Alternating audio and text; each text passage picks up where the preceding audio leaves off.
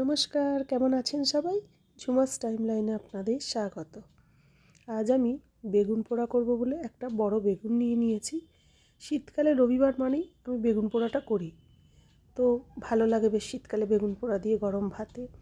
তো আমি বেগুনটাকে সবসময় একটু চিড়ে নিই, ছুরি দিয়ে চিড়ে নিই, কারণ ভেতরে পোকা আছে কিনা ওটা একবার দেখে নিই। বেগুন খেতে খুব ভালো লাগে, কিন্তু পোকার জন্য ভীষণ ভয়ও করে গোটা বেগুন খেতে। এবার বেগুনটাকে আমি ভালো করে সর্ষের তেল মাখিয়ে নিলাম, যাতে বেগুনের খোলাটা খুব ভালোভাবে ছেড়ে যায়। এবার গ্যাসটা জ্বেলে নিয়ে তাতে আমি একটা জাল দিয়েছি, দিয়ে বেগুনটা দিয়ে গ্যাসটাকে একদম জোর ফ্লেমটা দিয়ে দিলাম।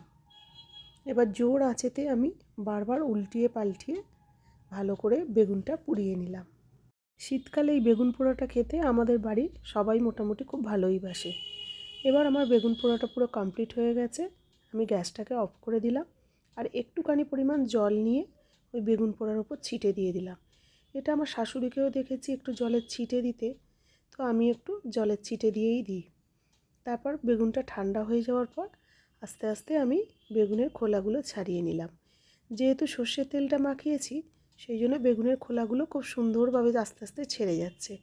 দেখুন, এই বেগুনের খোলাটা একটু ধৈর্য সহ আস্তে আস্তে ছাড়াতে হয়। দেখুন, বেগুনের খোলার মধ্যে কিন্তু একটুও বেগুন যাচ্ছে না।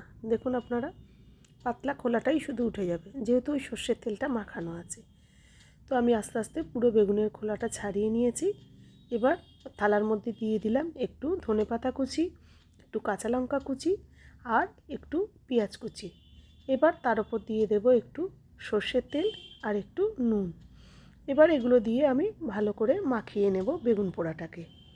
এই বেগুন পোড়ার সাথে মাখার জন্য আপনারা একটা মাঝারি সাইজের টমেটোও পুড়িয়ে নিতে পারেন, তাতে টেস্টটা একটু অন্যরকম হয়।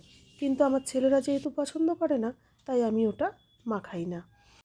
আমরা যেমন এটাকে বেগুন পোড়া বলি, যেহেতু এটা কাঁচা পেঁয়াজ আর কাঁচা ধনেপাতাটা থাকছে। এটা কিন্তু আপনি কড়াইতে তেল গরম করে তার মধ্যে এই পুরোটা দিয়ে ভালো করে নেড়ে বেগুন ভর্তাও বানিয়ে নিতে পারেন। ভালো থাকবেন, দেখা হবে পরের ভিডিওতে। আর ভিডিওটা ভালো লাগলে প্লিজ একটা লাইক, শেয়ার অ্যান্ড সাবস্ক্রাইব করে দেবেন।